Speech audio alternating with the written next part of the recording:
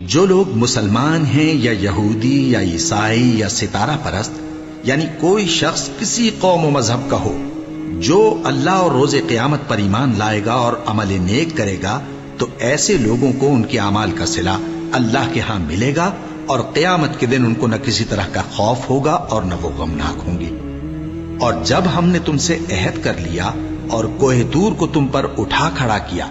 اور حکم دیا کہ جو کتاب ہم نے تم کو دی ہے اس کو زور سے پکڑے رہو، اور جو اس میں لکھا ہے اسے یاد رکھو تاکہ عذاب سے محفوظ رہو، پھر تم اس کے بعد عہد سے پھر گئے، سو اگر تم پر اللہ کا فضل اور اس کی مہربانی نہ ہوتی تو تم خسارے میں پڑ گئے ہوتے۔ اور تم ان لوگوں کو خوب جانتے ہو جو تم میں سے ہفتے کے دن مچھلی کا شکار کرنے میں حد سے تجاوز کر گئے تھے، تو ہم نے ان سے کہا کہ ذلیل و خوار بندر ہو جاؤ،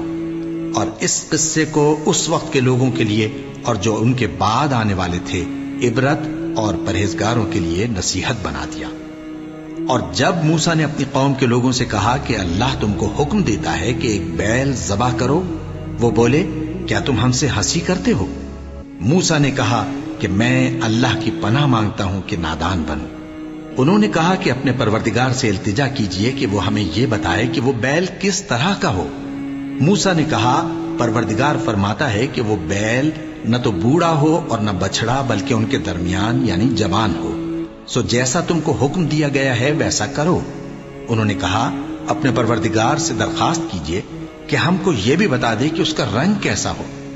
موسیٰ نے کہا پروردگار فرماتا ہے کہ اس کا رنگ